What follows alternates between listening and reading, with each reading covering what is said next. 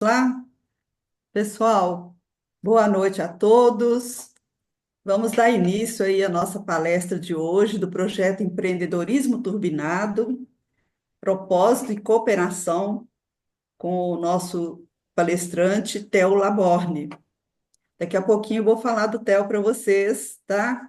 Mas antes a gente começa sempre, né, agradecendo a presença de vocês, mas também aos nossos patrocinadores, que garante aí para nós trazer toda a nossa programação gratuitamente para vocês, tá? E também ao Fundo Municipal do Idoso da Prefeitura de Belo Horizonte pela parceria.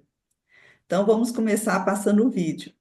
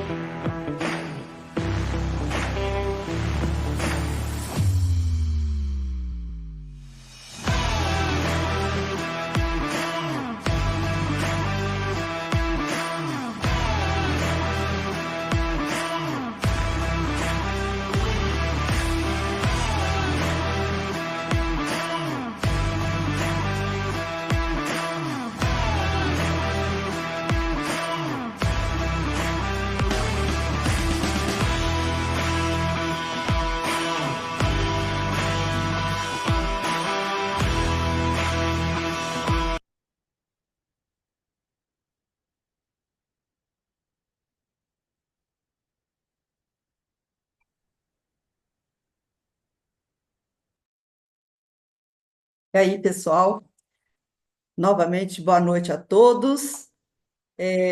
Nós temos hoje aqui um convidado muito especial, que é o Theo Laborne, para falar com vocês. Quem que é o Theo Laborne? Ele é dirigente esportivo, palestrante, músico, mineiro de Belo Horizonte, casado, tem dois filhos.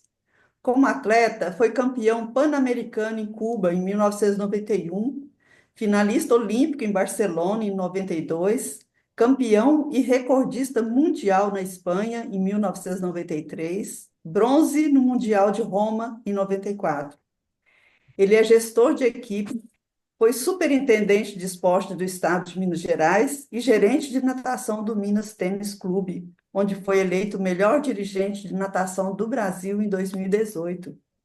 Ele lançou também o seu livro autobiográfico, Tudo ou Nada, em 2021, e fundou a Ecosistema Cooperativo, em 2023, e é palestrante aqui do IPPE. Theo, prazer ter você aqui conosco novamente. Seja bem-vindo. A palavra está com você. É um prazer enorme estar aqui com vocês hoje. Desejar uma excelente noite a todos vocês. Espero que todos estejam bem, né? Tudo tranquilo, tudo ótimo. E nós vamos bater um papo aqui hoje, né? Vamos interagir falando aí sobre esse tema tão importante, né? Que é propósito e cooperação. E aí eu já vou começar deixando essa pergunta aí no ar aí para vocês refletirem. O que vocês acham? Propósito se cria ou se acha? O que vocês pensam? Se o pessoal quiser escrever no chat também, é bacana, a gente vai acompanhando.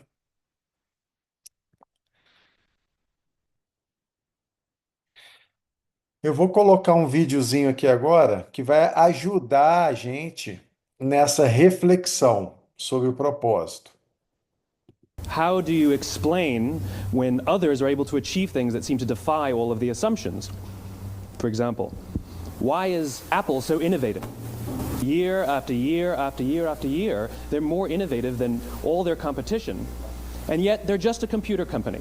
They're just like everyone else. They have the same access to the same talent, the same agencies, the same consultants, the same media. Then why is it that they seem to have something different? Why is it that Martin Luther King led the civil rights movement?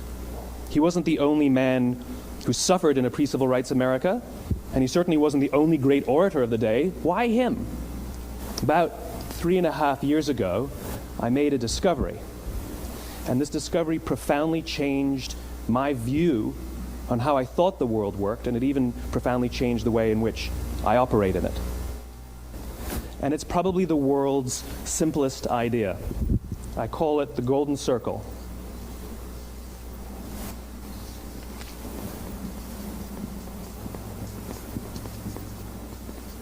Why, how, what? This little idea explains why some organizations and some leaders are able to inspire where others aren't. Let me define the terms really quickly. Every single person, every single organization on the planet knows what they do 100%. Some know how they do it, but very, very few people or organizations know why they do what they do. And by why, I don't mean to make a profit. That's a result. It's always a result. By why, I mean what's your purpose? What's your cause? What's your belief? Why does your organization exist? Why do you get out of bed in the morning? Ah, esse vídeo é ótimo, né? E esse cara que estava falando é o Simon Sinek. E ele traz para nós essa ideia do círculo dourado, né? E esse círculo dourado tem essas três perguntinhas, né? Você vê que o que está mais ali na superfície, o como um pouquinho mais para dentro do círculo, e o grande lance aqui é o porquê. Essa pergunta é que é a pergunta que vale a pena a gente investir tempo com essa pergunta. Porque o porquê, por que você faz o que você faz, né? Por que que nós estamos aqui, né? Por que que você está aqui, nesse planetinha aqui? O como você faz são os valores. Então, quais são os valores que norteiam a sua vida ou a organização que você pertence? Como que você faz as coisas, né? Quais são os valores? É a ética, é a honestidade, a cooperação, a colaboração, ou é a competição, né? Os valores estão aí, e cabe a nós definir quais são os valores que são importantes para nós. E o que você faz, né? Qual que é o seu trabalho? Quais são os seus projetos? Como que você faz o que você faz, né? Você se orienta de fora para dentro ou de dentro para fora?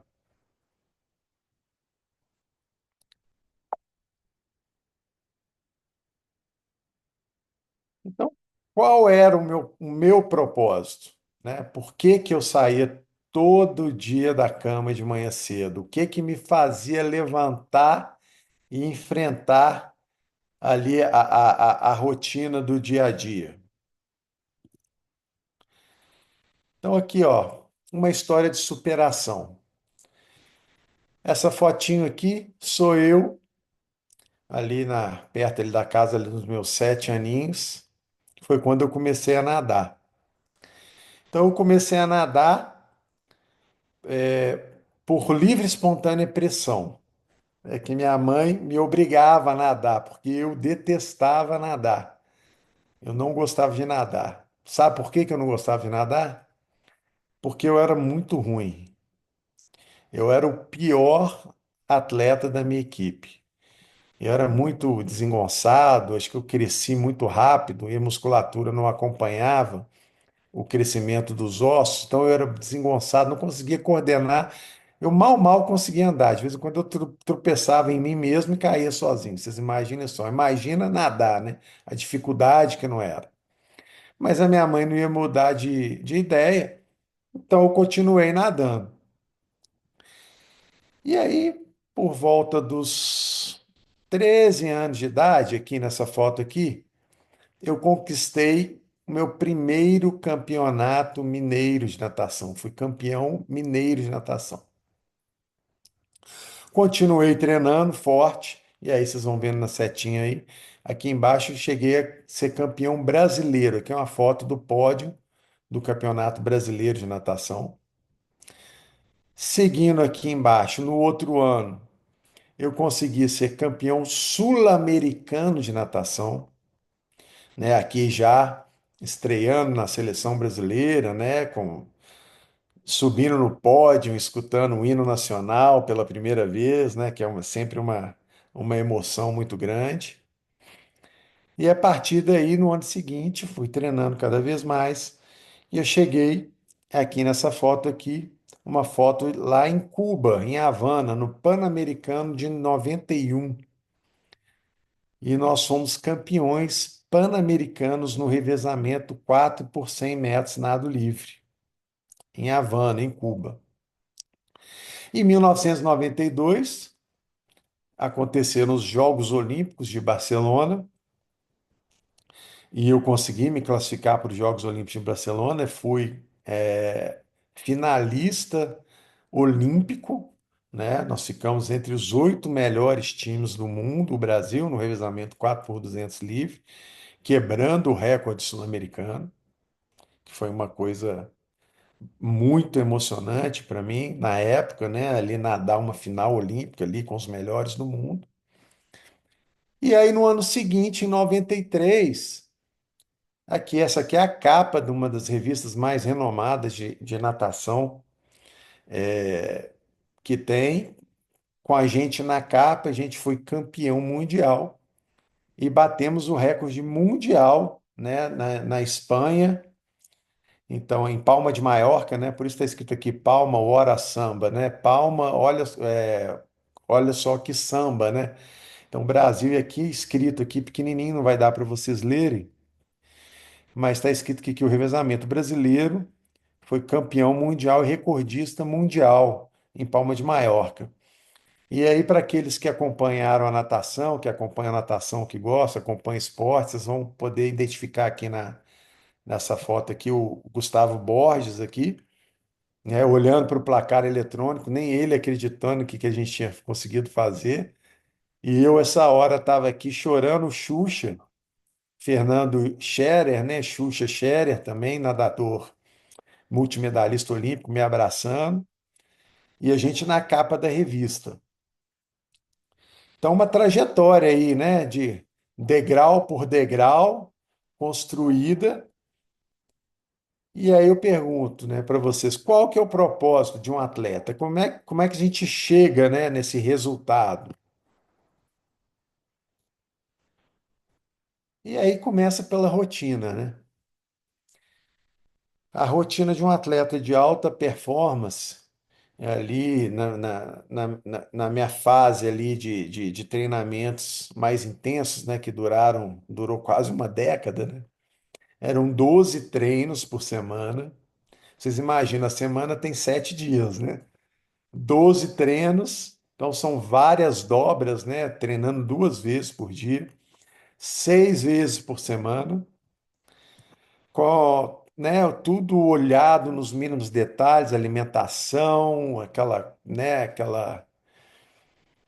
aquele cuidado, né? Tudo minimamente calculado, sem férias, né? Essa era uma coisa que era muito impactante para mim, porque a minha família, a gente se reunia, né? A família do meu pai era do Rio de Janeiro, e a gente se reunia em Caxambu, nas férias, né, de janeiro, da escola, na época que eu estava na escola ainda estudando.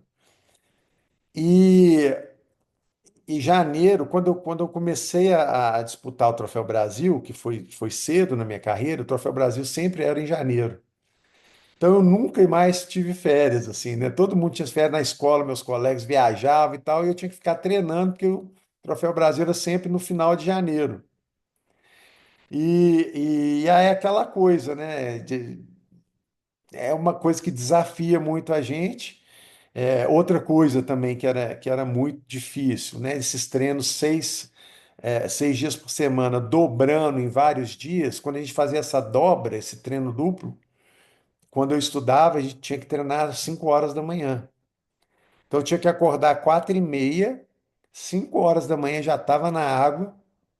A gente nadava ali por volta de 5 a 6 quilômetros de madrugada. E aí, quando dava, a minha mãe me buscava no treino, acabava o treino 10 para 7, às 7 horas, aí já estava chegando na escola, minha mãe levava o café da manhã, né, uma garrafinha térmica com um lanchinho, eu ia comendo no carro para chegar na aula e assistir a aula. E era engraçado, porque aí eu chegava na aula todo animado, né, tinha acabado de nadar, aquele tantos, né, metabolismo a mil, e meus colegas chegavam na aula, todo mundo meio dormindo. E aí eu ia passando o tempo, ia batendo o cansaço do treino, aí eu ia ficando morto, cansado, e meus colegas iam acordando. Então eu estava sempre na contramão da turma, né? Então são as coisas, né? As escolhas que a gente faz, né? E essa rotina me gerava ali uma média de 15 mil metros por dia de treino, fora a musculação, alongamento e as outras coisas. Então vocês imaginam só. Eu nadava 100 metros livre e 200 metros livre. Para nadar 100 metros, tinha que treinar 15 mil metros por dia. E isso traz a gente para a teoria, né, das 10 mil horas, né, que é uma teoria do artigo do Anders Ericsson, que também foi o cara que escreveu um livro muito legal que se chama Peak, né, que fala justamente sobre isso, sobre esse dom dos atletas, que não é o dom de ser bom, porque nasceu bom, nasceu talentoso. É o dom de realmente se dedicar e treinar muito para ser bem-sucedido no que faz. Aí, para vocês terem uma ideia do que foi essa rotina, né, na minha vida de atleta, então, se você der a volta ao mundo, são 40 mil quilômetros.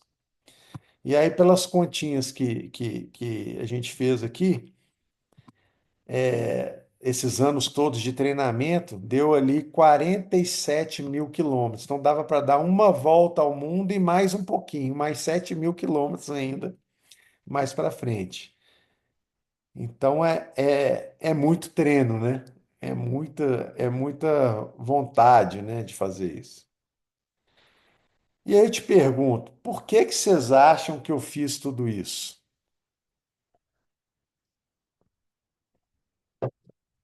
Por que será? Alguém arrisca aí?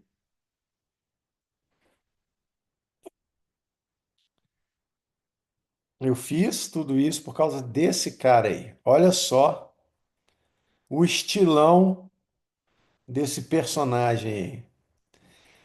Esse cara aí é o meu pai, né, que também se chama Teófilo, Isso aqui é o Teófilo de Maria Ferreira Monteiro. Já deu, o pessoal fala que uma imagem vale mais que 1.000 palavras, né? Já deu para perceber o estilão dele, mais ou menos como é que é, né? E aí eu vou contar para vocês aqui aquelas mesmas fotos. Eu vou contar para vocês agora como que aconteceu a motivação, né? Toda a motivação por trás dessa história ali, desses títulos que eu contei para vocês. Então, voltando aqui, na fotinho, né, que eu já contei que eu não gostava de nadar e tudo mais. Eu continuei treinando e aos 9 anos eu estava na escola, caí e quando eu caí eu não levantei mais. E quando eu caí estava normal, né, gente? Porque eu caía mesmo, né? Eu caía sozinho, direto, que eu tropeçava no meu próprio pé. Só que dessa vez eu tropecei, caí e não levantei. Aí foi uma confusão. Chamaram minha mãe na escola, eu estava sentindo muita dor, e aí me levaram para o hospital. Chegando no hospital, os médicos viram que eu tinha fraturado o fêmur, né? Que é esse osso da coxa, o maior osso do corpo humano. Então, meu fêmur direito estava todo quebrado, estraçalhado.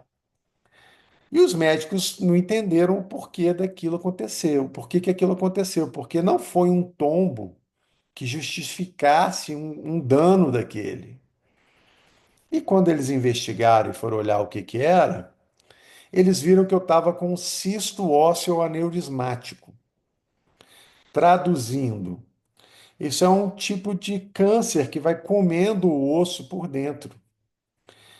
Então eu já reclamava muito com minha mãe de dor na perna, e minha mãe me levou em vários médicos e tudo, e ia nos médicos, e os médicos olhavam para mim, viam que era uma criança que estava crescendo muito rápido, né? Eu tenho quase 2 metros de altura, então aquela fase dos estirões, né? Eu crescia muito, e tinha pisada pronada, uma pisada para dentro, o piso para dentro. Então eles olhavam aquilo e falavam, pô, isso é dor do crescimento, com essa pisada torta, vamos receitar uma bota ortopédica. Aí eu fiquei usando aquelas botas ortopédicas um tempão. E na verdade eu estava com um cisto que estava ali comendo o meu osso por dentro. Então por isso quando eu estava jogando bola e caí, um tombo leve, o osso estava tão fraco, ele estava praticamente oco, que ele quebrou. E aí, quando quebrou o osso, como é que ia resolver esse negócio, né? Eu ia precisar de um doador de osso. Aí nessa hora minha mãe se prontificou, doou o osso da perna para mim, da bacia dela para mim. Então ia um médico lá com tipo aquele martelinho assim, com uma estaca assim, tirando as lascas do osso da bacia da minha mãe para colocar na minha perna. E aí refez o meu fêmur ali, cobriu tudo, colocou uma placa de metal e parafusou, e ali eu fiquei 6 meses engessado da cintura para baixo, a perna direita inteira, que é que tinha quebrado, e a perna esquerda até a metade, até a altura do joelho, com um cabo de vassoura no meio e um buraco para as suas necessidades fisiológicas. Agora vocês pensam comigo, gente, um menino de 9 anos de idade, engessado da cintura para baixo, né? Não tinha jeito de fazer nada, nem de sentar, né? E eu sou da geração, hoje eu sou um senhor, né, cinquentenário, vou completar aí 52 anos agora em junho, né, pai de 2 filhos. Então eu acredito que eu fui da última geração de crianças que ainda brincava na rua, né? A gente brincava de carrinho de rolimã, descia carrinho de rolimã, jogava bola na rua, fazia guerrinha de mamona, aquelas coisas, né? E aí imagina a dificuldade, né, de ficar dentro de casa sem conseguir sentar. Foi uma época muito difícil na minha vida. E aí tava ruim com o gesso. Aí quando tirou o gesso depois de 6 meses, aí piorou, porque aí minha perna estava toda atrofiada, fininha, cabeluda, né? Quando se põe gesso assim, a pele fica meio estranha, né? E começa a crescer cabelo. Imagina um moleque de 9 anos com a perninha e a outra perninha fininha e cabeluda, né? E sem conseguir mexer. E aí, quando eu consegui firmar na muleta e ficar em pé, eu comecei a voltar para o Minas lá para nadar, não para nadar, mas para recuperar os movimentos da perna dentro da água. E nessa hora que foi uma coisa que me impactou bastante, porque o meu treinador na época, mesmo eu sendo o pior atleta da equipe, ele se disponibilizou a ir lá e ficar comigo, me ajudava, me colocava na piscina, me pegava no colo, literalmente. Me colocava na piscina, que eu não conseguia entrar sozinho, e ficava lá me ajudando. E isso fez muito sentido, me impactou muito, por quê? Porque lá em casa, vocês viram a foto do meu pai. O meu pai era um cara que ele tinha dificuldade de lidar com emoções. Ele era um cara mais fechadão. Então, esse treinador ele supriu uma lacuna. E é a partir dali que eu comecei a gostar de nadar, gostar de fazer as amizades, né? Que o esporte tem essas coisas, né? Os colegas de treino e tal, e forma aquela turma, e aquilo foi me animando. Então, me ajudou a me recuperar. E aí eu fui gostando de treinar, fui treinando, fui treinando, fui treinando, até que um belo dia eu cheguei nessa foto aqui e fui campeão mineiro.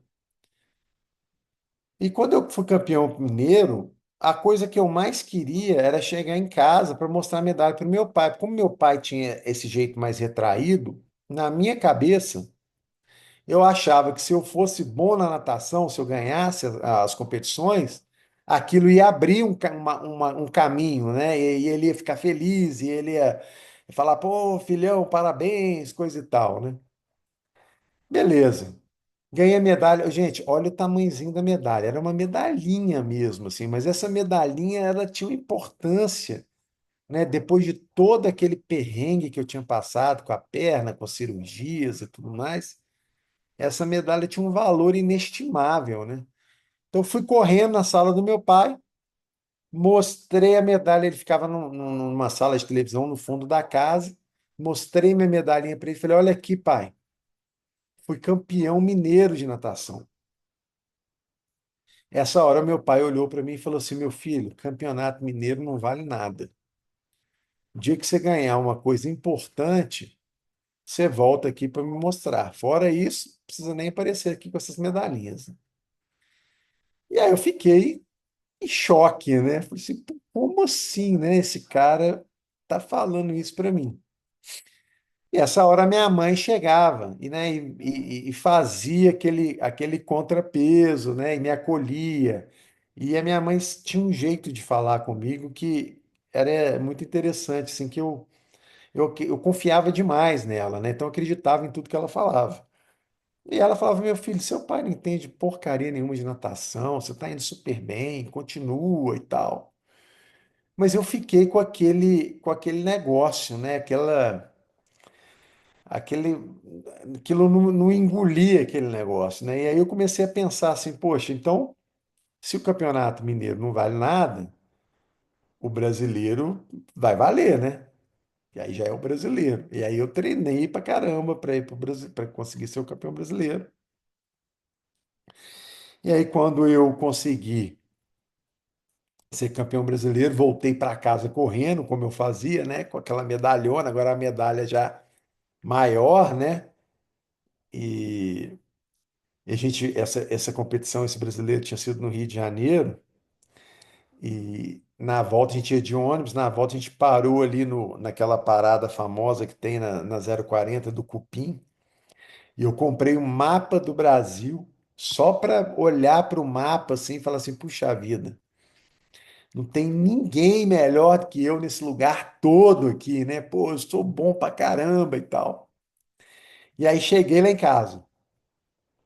Quando eu cheguei, meu pai lá na sala dele assistindo a televisão, eu mostrei a medalha para ele. Falei assim: Olha aqui, pai, eu fui campeão brasileiro de natação. Ele olhou para mim e falou assim: Meu filho, a natação do Brasil é uma bosta, não vale nada. E eu falei: Cara, como assim, pai? Ele falou: Não vale nada, meu filho. O que vale são campeonatos mundiais e Olimpíadas. E aí, quando você vai analisar, você vai ver quantos brasileiros têm ganhando medalha em Mundial e Olimpíada. É muito raro, é um a cada 15 anos. Então, natação brasileira não vale nada. Aí eu ficava, né? Bravo pra caramba, voltava, treinava, treinava, treinava. E aí consegui ser campeão sul-americano.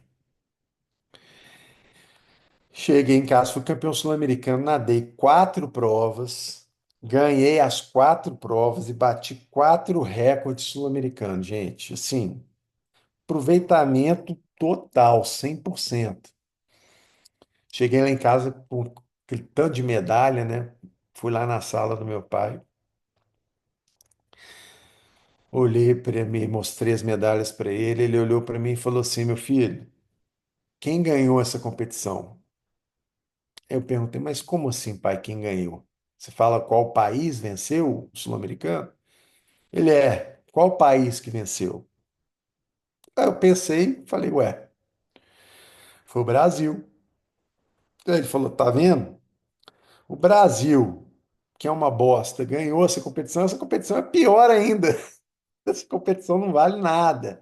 E ele ainda ficava me zoando, né? Gozando a minha cara. Falei, esses países aí que você competiu, o pessoal não deve nem saber nadar, não deve ter nem piscina e tal. E eu ficava muito bravo, né? E aí treinei mais, fui campeão pan-americano. E aí, pan-americano, né, gente? Já coisa muda de conversa, né?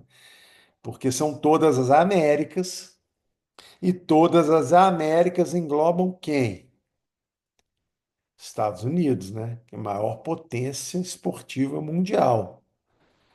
E os Estados Unidos, na natação também, sempre foram gigantes, né? Na natação. E nós ganhamos o Pan-Americano. E aí eu falei, pronto, agora não vai ter dúvida, né? Eu vou chegar lá em casa e vai dar tudo certo. Cheguei lá em casa, meu pai estava lá, olhou para mim e falou assim: Olha, não valeu essa medalha, porque os Estados Unidos levaram o time B. Só valia se eles tivessem levado o time A, o time principal. E aí eu fui conferir e realmente os Estados Unidos tinha levado a equipe B mesmo.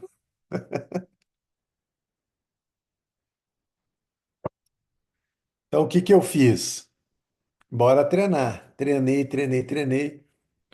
Me classifiquei para a Olimpíada. Aí é uma história da classificação também. Foi bem custosa essa classificação para a Olimpíada, mas consegui me classificar. E aí fui finalista olímpico. Não ganhei medalha, mas estava entre os 8 do mundo, estava super ultra feliz. E aí nem me atrevi a ir lá na sala dele, né? Porque eu não tinha ganhado medalha. Passei batido. E aí chegou o ano de 93, com o Campeonato Mundial. E essa experiência olímpica teve um impacto muito grande em mim. Porque ali eu percebi, ali nadando, ali aquela final de igual para igual com todos os maiores atletas do mundo ali da natação, eu vi que todo mundo era de carne e osso, né? Então, assim, eu percebi que a gente podia mais, como equipe, né? E individualmente. E aí, nesse Mundial de Palma de Maiorca, a gente conseguiu esse feito inédito, né? Para a história do Brasil, né? Esse campeonato, ser campeão mundial com recorde mundial por equipes, né? O Brasil nunca tinha batido um recorde mundial em revezamento por equipes antes na história da natação brasileira. E a gente conseguiu esse resultado. E aí eu falei assim, bom, agora eu tô doido para chegar em casa, né? E aí quando eu cheguei em casa já era tarde da noite, né? Um dia inteiro de viagem, compromisso, entrevista e coisa e tal, coletiva de imprensa. Quando eu cheguei em casa de noite, meu pai estava jantando na mesa de jantar ali, que ele sentava na ponta da mesa. E eu cheguei, né, com o uniforme da seleção brasileira, aquela medalhona, né, campeão mundial, com recorde mundial. Parei em frente dele, assim, em pé, ele sentado ali na mesa, e fiquei olhando para a cara dele, né, tipo assim, com um olhar desafiador, né, para ver assim, vamos ver o que esse cara vai falar agora, né? E aí comecei a ficar incomodado, porque ele continuava comendo e não olhava para mim. Eu falei, pô, não vou admitir um negócio desse, né? Aí o que que eu fiz? Tirei a minha medalha e ele estava comendo, eu até lembro que ele estava comendo. Ele estava comendo arroz, feijão, uma carne com salada, assim. Eu tirei a medalha e joguei no prato dele, pá, em cima do feijão. Aí sujou a camisa dele de feijão. Sabe o que ele fez? Nada. Continuou comendo. Tirou a medalha do prato, continuou comendo. Aí essa hora eu comecei até, me deu até um, comecei a suar frio, falei, poxa, o que que esse cara vai falar? Porque dentro do planeta Terra a gente tinha esgotado todas as possibilidades, não tinha mais nada para fazer. Será que ele vai falar que estava faltando a competição com extraterrestre, né, em Júpiter, Marte, alguma coisa assim? E foi nessa hora que ele ali comendo, de repente ele levantou o olhinho assim, olhou para mim e só falou assim: "Não, agora realmente você me ferrou." E continuou comendo. Então aquele você me ferrou, né? Na verdade ele falou outra coisa, mas eu não posso reproduzir aqui, né? Porque nós estamos aqui num ambiente saudável, homeostático, não dá para reproduzir as palavras dele. Mas foi isso. E aí foi aquele você se ferrou mais libertador da minha vida. Fui pro meu quarto, né, feliz da vida, liguei a televisão e tal. Então esse foi o meu combustível, né? Então era o que me alimentava. Então assim, é interessante a gente sair da história e analisar, né? Eu demorei muito tempo para entender isso, né? Que o meu pai, na verdade, com esse jeito tosco que ele tinha, ele foi o maior treinador de alta performance que eu tive. E assim, não adiantava só ter o meu pai, aí tinha que ter minha mãe também, porque minha mãe sempre chegava, toda vez que ele me dava essas chapuletadas, a minha mãe me acolhia e aí não me deixava desistir. Essa combinação do meu pai e da minha mãe, né, duas pessoas com perfis completamente diferentes, eu costumo dizer que foram os maiores aportes que eu tive na minha vida, né? Que eu tive muito problema, assim, dessas coisas todas, mas eu também tive muito aporte. E o maior aporte, eu acredito que tenha sido ser filho do seu Ferreira e da dona Maria Inês, né? Que os dois me ajudaram demais, né? Para ir superando aqueles problemas todos, né? Antes de ser campeão brasileiro, teve competição que eu perdi, porque eu classificava para competição, aí pegava catapora, e aí não conseguia embarcar, meus colegas viajavam e embarcavam para competição e eu ficava para trás na última hora. Eu caí da arquibancada no outro brasileiro, que eu tinha chance de nadar e ganhar, escorreguei da arquibancada, me machuquei, não consegui nadar. No outro brasileiro, eu fui refém de um assalto, fiquei com um cara com uma arma na minha cara, quase morri antes de nadar a prova, aí perdi a prova também. Então, todas essas questões, nessas dificuldades, assim, o que me alimentava era esse combustível. Não simplesmente de ganhar por ganhar, mas de querer quebrar aquela barreira, né, que tinha com meu pai. Então, o que que acontece quando junta o propósito e o foco, né? A alta performance. Propósito mais foco igual a alta performance. Então, juntou essas duas coisas, a gente entra em alta performance. E a alta performance, né, que é atingir aí a super especialização. E aí tem um videozinho que eu vou passar para vocês aqui que é muito legal, que ilustra um pouco isso que nós estamos falando.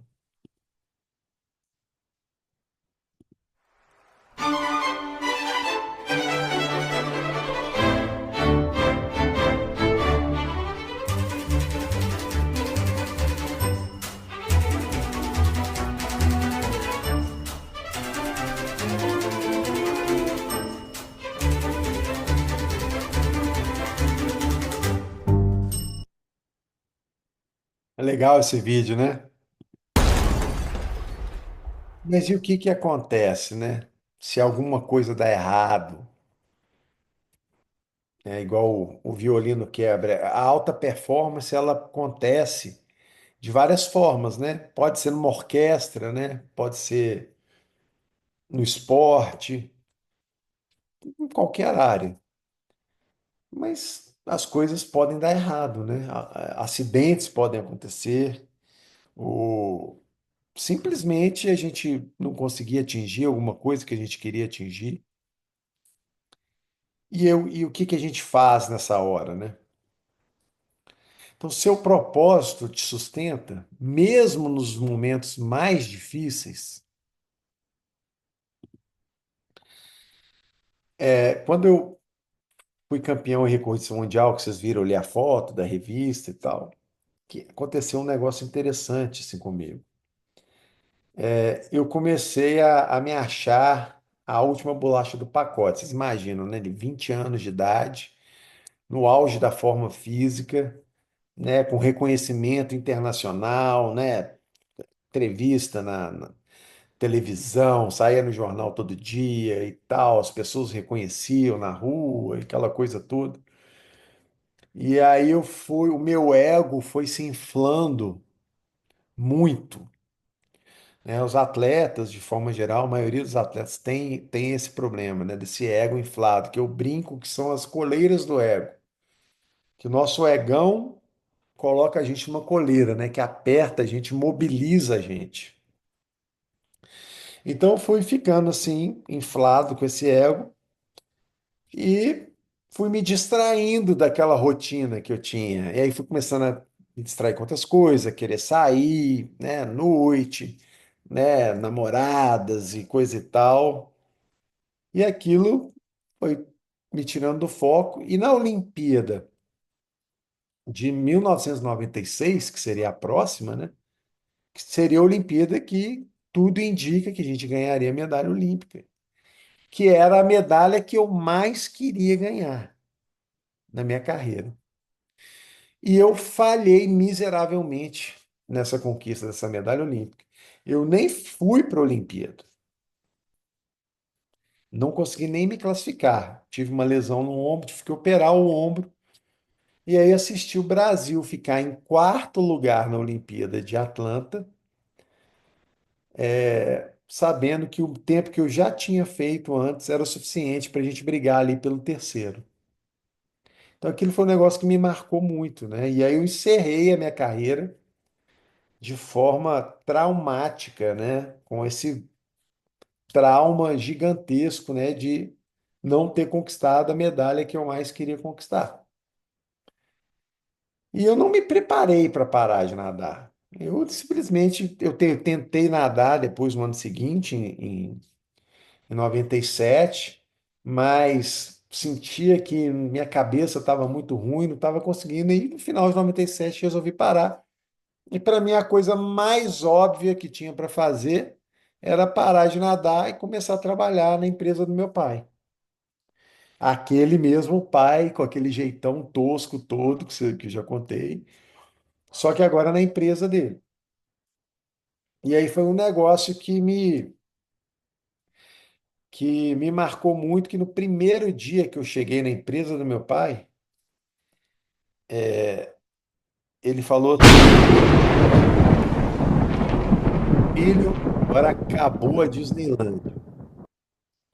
Como se bater um recorde mundial, se a atleta fosse Disneylândia, né? E aí ele falou: agora é o mundo real, tal.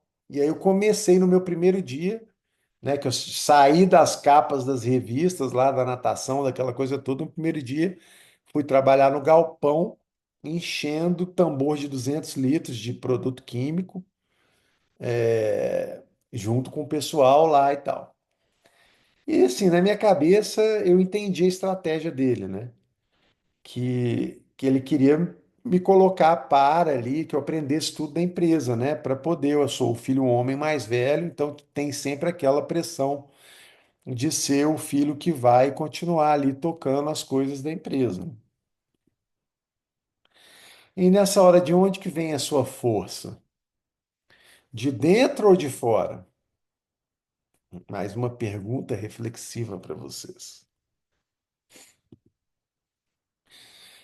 O que que aconteceu comigo nesse momento? Eu estava ali e aí meu pai começou aquele jogo comigo, aquele mesmo jogo que ele fazia na piscina, Só que agora na empresa. E qual que era o problema? Eu não me identificava nada com as coisas da empresa. Eu não me sentia conectado com aquilo. Eu não conseguia dar respostas para aquelas provocações, igual eu dava na piscina, né, que eu ia ganhando cada hora uma coisa, na empresa eu não conseguia. E eu fui entrando num processo de depressão pesadíssimo. Depressão e outra coisa que eu fiz assim um erro crasso foi ter começado a trabalhar na empresa do meu pai e parei de fazer atividade física, né, que é uma loucura, né? Uma pessoa que está treinando em alta performance 15 mil metros por dia, de repente para. Isso é tão danoso, causa tanto prejuízo para o corpo, parar de uma vez, é o mesmo prejuízo que se você começasse a treinar num dia e já quisesse nadar os 15 mil metros em um dia, começando a treinar. Então o estrago é muito parecido. E eu ainda fiz isso, além de toda aquela insatisfação de estar naquela vida, né, naquele trabalho, eu ainda cometi esse erro e aquilo ajudou ainda a piorar mais ainda a minha situação. E aí entrei no processo depressivo fortíssimo. E aí, quem você é, além do que você faz, né? Você consegue responder isso? Qual que é, nós somos muito mais, né, do que eu sou muito mais do que um atleta, né? Muito mais do que esse corpo aqui de carne e osso. Nós somos muito mais do que isso. E aí, olha a minha situação, gente, que eu cheguei. Eu ganhei, assim, em pouco tempo, mais ou menos uns 40 quilos, 45 quilos. E essa foto é uma foto típica de um domingo à noite, quando a gente lembra que na segunda-feira vai ter que começar tudo de novo, né? Aquela depressão do domingo à noite, controlinho de remoto ali no peito, a cara de desânimo total. Ali do lado da cadeira, ali no chão, devia ter uma caixa com uma pizza gigante, que eu já devia ter comido uma pizza gigante, né? Tomado um sorvete. E assim, deprê total, né? Total. E aí foi muito difícil para mim conseguir sair desse processo. E você só tem um instrumento na orquestra da vida? Essa era a minha sensação naquele momento. Eu ficava pensando assim, caramba, o que eu vou fazer, né? Isso aqui não tá bom, eu não consigo, não sirvo para fazer isso que eu estou fazendo aqui nessa empresa, no meu pai. Eu acho que eu só sei nadar, né? Não sei fazer mais nada. Quer dizer, estava só com um instrumento ali na orquestra da vida. E aí foi isso que eu fiz. Eu tomei coragem, né? Que meu pai era aquela figura emblemática, né? Mitológica para mim. Eu tomei coragem um belo dia. Eu percebi que eu estava morrendo, literalmente, gente. Não era brincadeira, assim. Eu estava vendo que se eu continuasse daquele jeito, ia acontecer alguma coisa mais grave. Eu cheguei a ter duas tromboses, embolia pulmonar, assim, comecei a ter um monte de problema. E quando eu percebi isso, eu tomei coragem, falei, ó, já estava na época, eu fiquei 6 anos nessa empresa, me matando, né, a autodestruição durante 6 anos. E chegou nesse ponto, no fundo do poço, que eu falei com meu pai, olha, não dá mais para mim, vou ter que sair. E aí meu pai me surpreendeu, porque achei que ele ia ficar bravo, né? Ia falar alguma coisa. Ele falou, não, tudo bem e tal. Ele ainda me ajudou, me deu uma representação da empresa, porque eu, na minha cabeça doida, eu pensei, só sei fazer uma coisa, vou voltar a nadar. Então, eu voltei a nadar, obeso, sedentário, depois de 6 anos sedentário,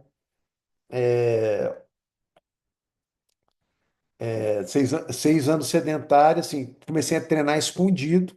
Porque se eu chegasse no clube, lá no meu clube, no Minas Tênis Clube, falando que eu queria voltar a nadar, o pessoal ia me internar num hospital psiquiátrico, né? Falei, pô, esse cara enlouqueceu.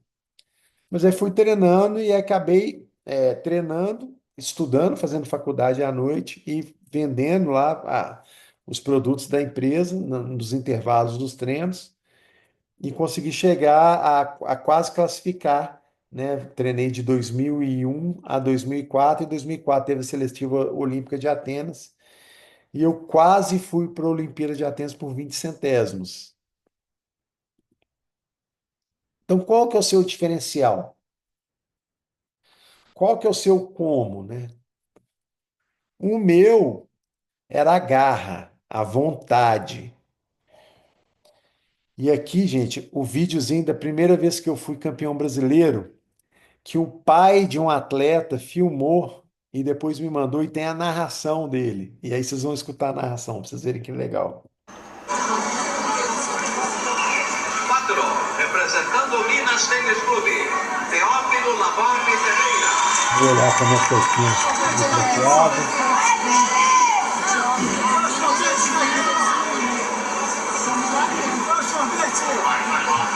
Depois passou esse aqui, ó. Ah, aqui, ó.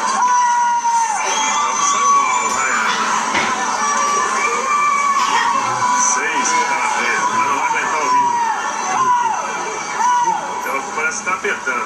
Deixa eu chegar aqui a câmera.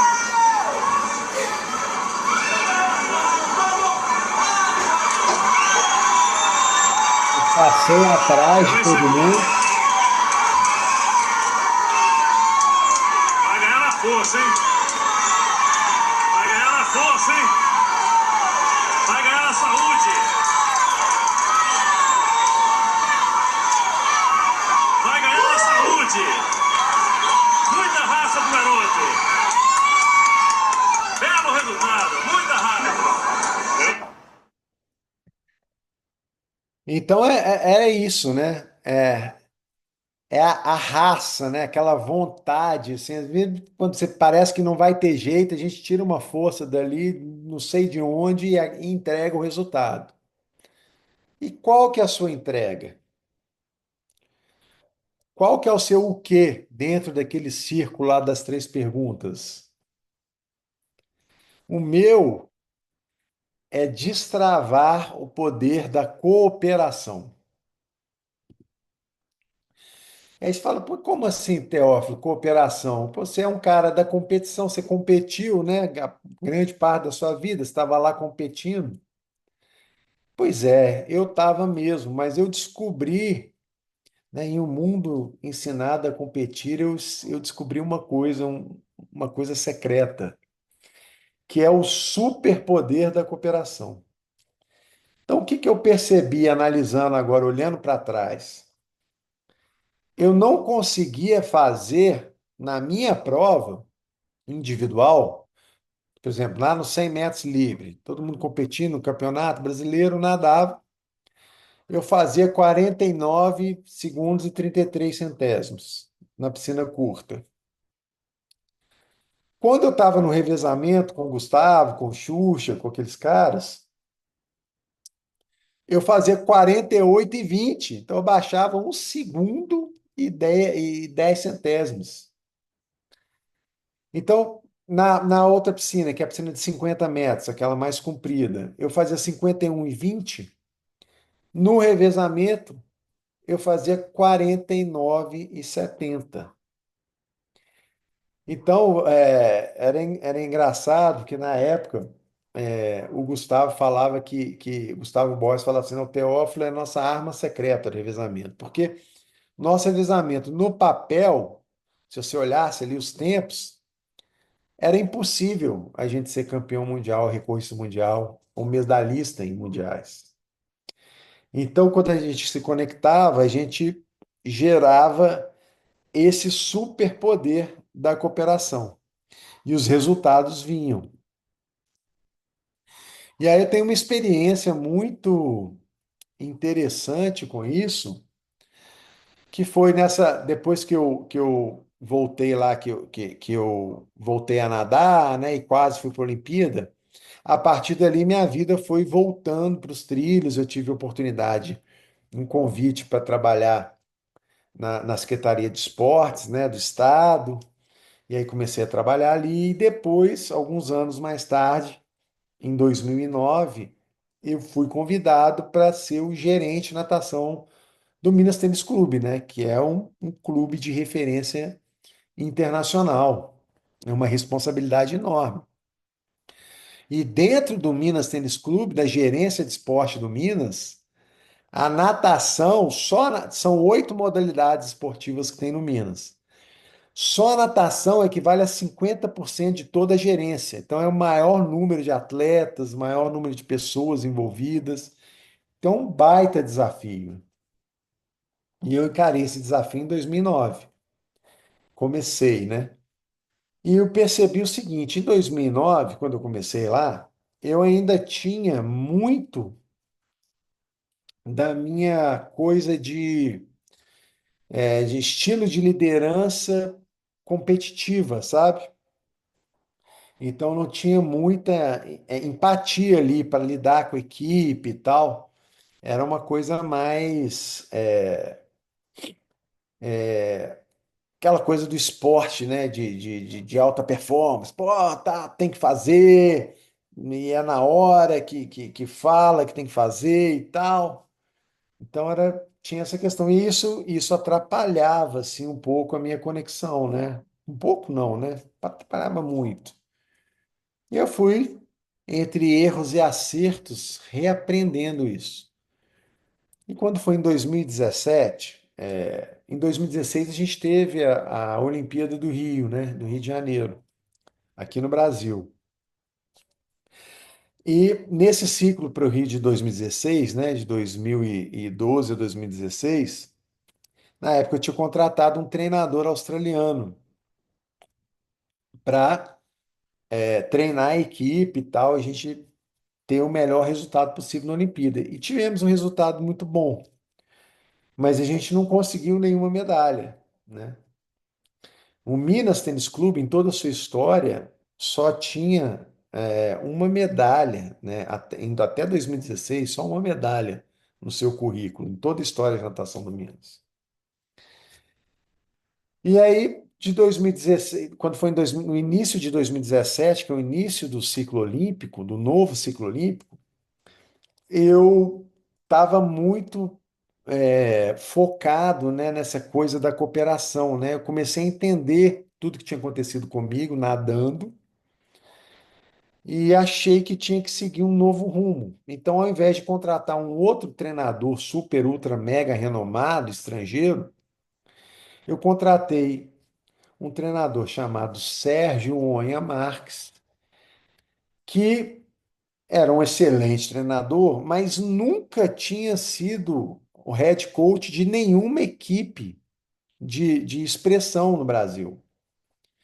Mas eu conhecia esse cara e eu sabia que ele tinha esse DNA da natação, da cooperação.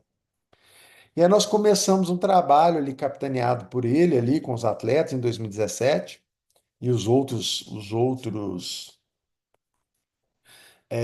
treinadores, né, das outras categorias. E um trabalho totalmente baseado na cooperação. Então vocês olhem bem essa foto aqui. Essa é a foto da equipe que a gente formou. E é uma equipe, todos os que estão com a camisa branca são os atletas. Então, uma equipe que tinha quase mais de 30 atletas. Uma equipe gigante, que não é comum dentro da natação brasileira, esse tipo de situação. Então, a gente tem ali equipes com treinadores com menos atletas ali, todo um ecossistema girando em torno do atleta, uma coisa bem mais individualizada. E aqui a gente fazia, obviamente que na alta performance tem que se individualizar, mas nós nos alimentávamos muito mais do grupo, da força do grupo. Então, a gente procurava passar para os atletas, por exemplo, que eu posso nadar a mesma prova que um colega, e a gente vai treinar junto. E aí no treino eu vou querer ganhar dele, ele vai querer ganhar de mim, não tem problema nenhum. E nós dois vamos crescer com essa disputa nos treinos. Só que na hora da competição, eu não preciso desejar mal para o meu colega, ou que ele vá mal, ou eu querer ganhar a qualquer custo, ou desejar, porque isso é muito comum, gente, no esporte de alta performance. Você olha para o cara que vai nadar com você, você quer que ele se exploda, você quer que ele quebre a perna, que ele escorregue na casca de banana. Isso é relativamente comum. Então nós começamos a passar essa outra visão, assim, olha, não precisa de fazer isso. Eu vou nadar, eu vou competir, vou fazer o meu melhor, vou tentar ganhar, mas eu não preciso jogar essa energia negativa no competidor que está ali ao meu lado. Então a gente fazia muitas coisas, muitas ações.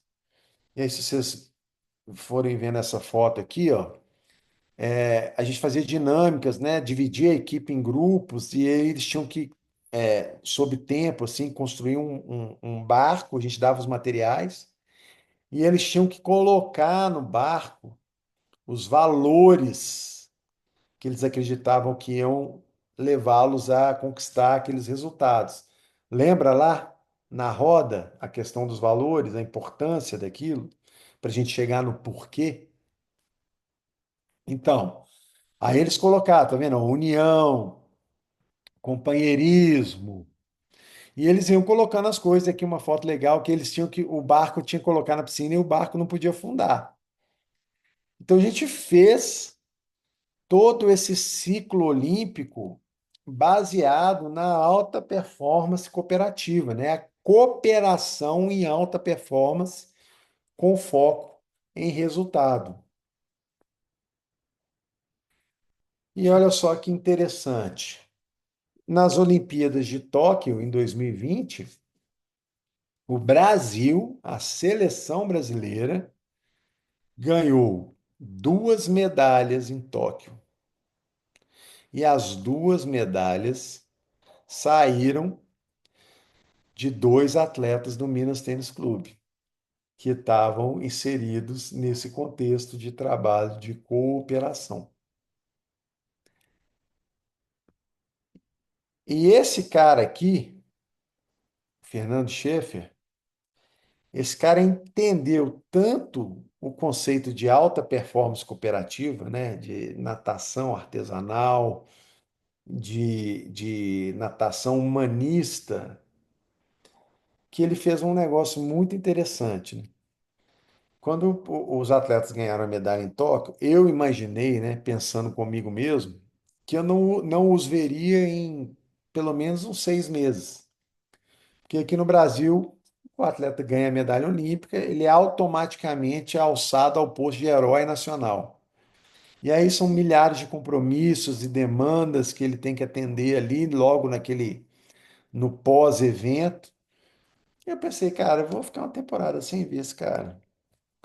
E aí, nessa mesma semana que ele chegou de Tóquio, ele marcou um jantar, convidou a comissão técnica, levou uma caixa. E aí jantamos, conversamos, comemoramos, foi muito legal. No final desse jantar, esse atleta abre a caixa e aí ele tira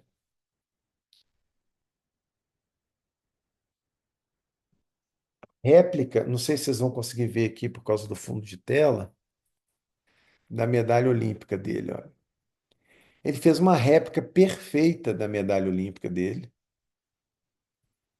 e entregou para cada um da comissão técnica.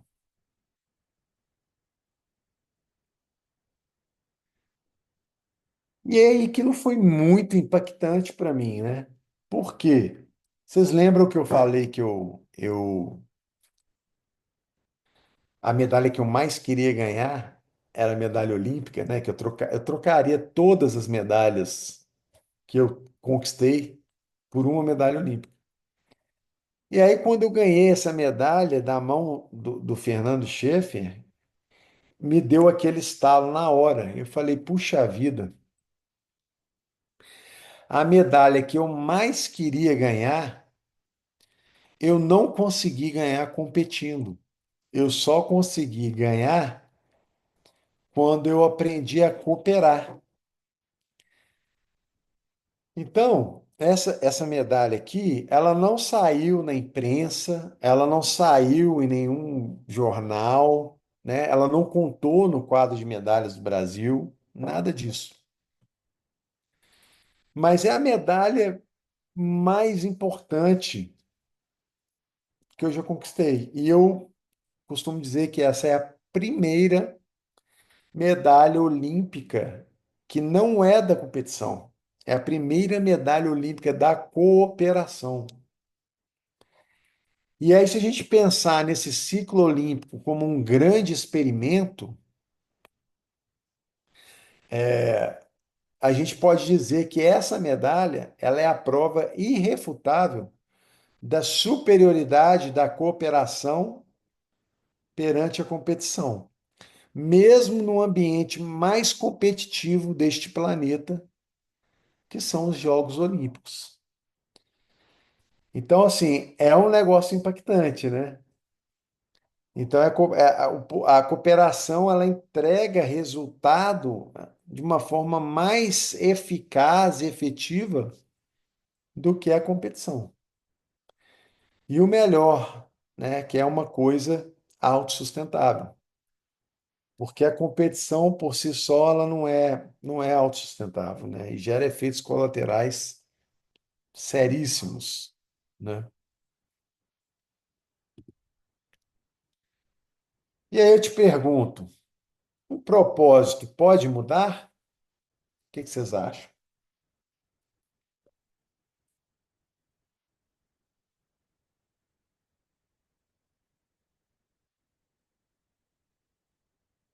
Então, o propósito é algo maior do que nós mesmos. É o que faz a gente se levantar pela manhã. Então, foi isso que eu entendi. Porque para ganhar essa medalha olímpica, eu tive que aprender a afrouxar aquela minha coleira do ego, o meu egão. Eu tive que aprender que não é sobre mim, era sobre os atletas, sobre a equipe. Eu faço parte daquilo. Eu me conecto aqui, mas não sou eu que vou estar lá dando entrevista, não sou eu que vou subir no pódio. Então é o trabalho de bastidor. E isso é o que tem de mais avançado em alta performance cooperativa.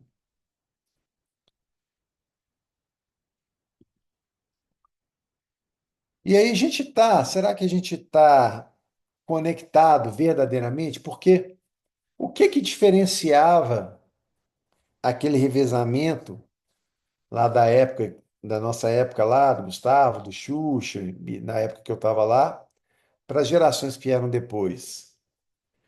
O Brasil não conseguiu, durante muitos anos após essa geração, nenhum resultado expressivo em revezamentos. E isso é muito em função de que as outras gerações não conseguiam se conectar da forma que a gente se conectava. Então, quando a gente estava na seleção, por exemplo, eu era de um clube, o Gustavo era de outro, o Xuxa era de outro, mas quando a gente estava representando o Brasil na seleção brasileira, a gente tinha uma conexão real fortíssima. E é essa conexão que faz o um mais um não ser dois. O um mais um vira quatro, cinco, às vezes até seis. É essa sinergia. E hoje a gente parece que vive um paradoxo, né? Assim, é a época em que nós temos mais ferramentas para nos conectar, né? A gente pode falar com qualquer pessoa no mundo inteiro, praticamente sem custo, e a gente está cada vez mais conectado, né? Igual essa foto, cada um casal, cada um olhando para o seu celular. Então, assim, está abraçado, mas completamente desconectado, né? A gente vê isso muito hoje, assim, eu mesmo, né, tenho que me policiar muito, porque o danado do celular, se deixar, ele toma conta, né? E a gente perde tempo e a gente desperdiça tempo demais mexendo com o celular e se desconecta. Então, quando eu estava lá como gerente de natação do Minas, eu via isso assim muito claramente, assim, coisas muito interessantes e, de certa forma, tristes. Por exemplo, né, você ia ver os atletas chegavam para o treino, né, os mais novos, e aí eles todos sentavam ali na beirada da piscina, um do lado do outro, e todo mundo mexendo no celular. Aí eu passava e olhava aquilo e falava, puxa vida, chamei o treinador, falei, ô fulano, olha lá os meninos e tal, pô, tem que dar um jeito de fazer eles se conectarem, né, e tal, né, largar esse celular e tal. E aí ele me falou assim, Teófilo, eles estão ali conversando uns com os outros, só que pelo celular, um do lado do outro, a pessoa não olha, não se conecta realmente. Porque, gente, nada substitui o olho no olho, né? A troca ali de energia ali que você tem ali da interação real, né? Sem precisar de ter esse intermediário na frente. Então tem um artigo interessantíssimo que é a era da conexão desconectada, como recuperar os laços humanos em um mundo cada vez menos humano. A gente tem hoje esse artigo aqui que eu escrevi está no LinkedIn e no Instagram, que fala um pouco sobre isso. Hoje a gente está vendo todo mundo falando da inteligência artificial, né, e tal, a revolução que isso está causando, mas a única coisa que a inteligência artificial não consegue fazer é isso, é se conectar por inteiro, realmente, é acolher. Isso ela não consegue fazer. E a gente está perdendo isso para esses dispositivos.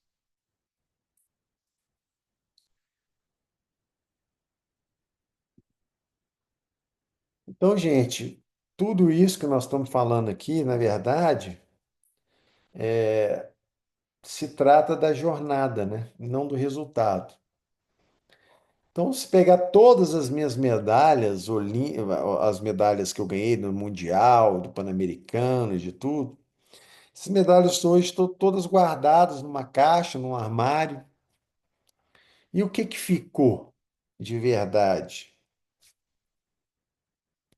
O que fica são as experiências, as conexões, as jornadas, as amizades, né? As amizades, as conexões, né? O esporte me proporcionou coisas valiosíssimas, né? Praticamente em vários lugares do mundo, né? Hoje eu conheço alguém, tenho algum amigo que está lá, que eu posso me conectar, né? Se eu precisar ir lá, eu tenho lugar para ficar. Então são coisas que não têm preço, né? E as experiências, tudo que eu aprendi, né? Eu falo que o esporte, ele não é o fim, ele é um meio. Então o esporte me ensinou a ser o que eu quiser ser.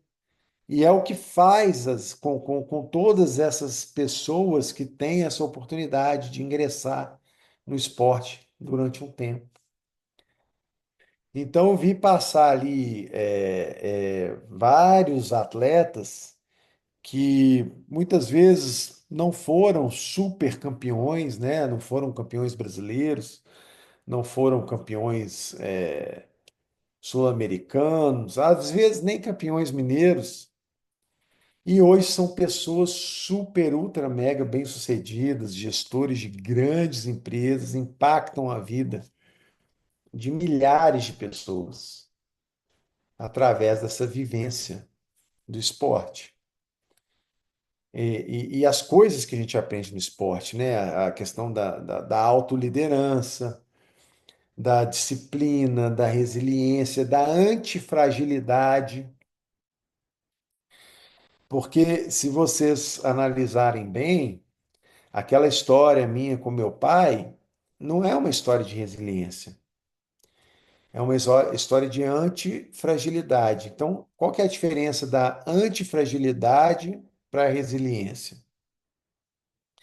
A resiliência é a gente suportar intempéries ali durante um tempo para chegar no resultado. A antifragilidade é você, além de suportar, você utilizar aqueles fatores, aquelas coisas que estão ali, vamos falar assim, né, querendo te derrubar, você utilizar aquilo para ficar mais forte, que foi o que aconteceu comigo, né? Então, tudo isso é jornada. E quando a gente vai aprendendo todas essas habilidades né, de visão de oportunidade, liderança, de trabalho em equipe, de, né, cooperação e alta performance, tudo isso que eu aprendi pelo esporte, isso serve para qualquer coisa. Então, tem uma história também interessante na música. Eu são duas carreiras completamente incompatíveis, né? Então, enquanto eu nadei, eu eu não podia, eu sempre gostei muito de música, né? Gosto de toco guitarra, sou baterista, canto também, mas eu nunca consegui desenvolver isso, me apresentar, ter bandas, porque eram carreiras incompatíveis, né? Não tinha jeito de ter uma banda e tocar à noite, ter que acordar no outro dia, 4h30 da manhã, né? Então, não dá. E o descanso é uma parte tão importante do treinamento quanto o próprio treinamento. Então, durante grande parte da minha vida, eu escutava música, eu tocava, eu usava a música como uma ferramenta para me ajudar a relaxar, descontrair e tal. Mas depois que eu parei de nadar, naquela época aí eu comecei a entrar em bandas, tocar mais, me apresentar, tocar na noite e tal.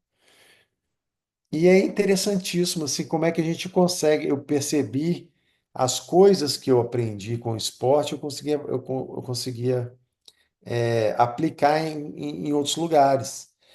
E aí eu fiz uma audição para tocar com um dos maiores ídolos uma das maiores vozes do hard rock mundial, né, que é o Eric Martin, que é o vocalista de uma banda que se chama Mister Big. Então o Eric Martin, ele veio para o Brasil e queria contratar músicos brasileiros para fazer uma turnê aqui. E eu fui para essa edição e é impressionante como todos esses atributos, né, da visão de oportunidade, trabalho em equipe, montar banda, fazer o processo de gravação, mandar fita para Los Angeles e tal, é muito parecido com aquela rotina que me levou até o recorde mundial na natação. Então eu brinco que isso serve até para ser um astro do rock, né? E eu acabei sendo escolhido lá e a nossa banda foi selecionada.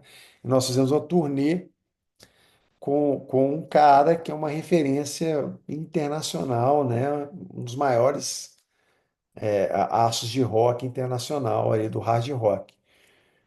Então é muito interessante, né? Como que isso serve para literalmente qualquer coisa e como que a nossa jornada ela pode se alterar, ela pode mudar, e como a gente pode ir vestindo, ou melhor, a gente pode ir aprendendo a tocar outros instrumentos. Lembra da orquestra? Né? Da orquestra da vida? Na orquestra da vida, quanto mais instrumentos a gente souber tocar, melhor.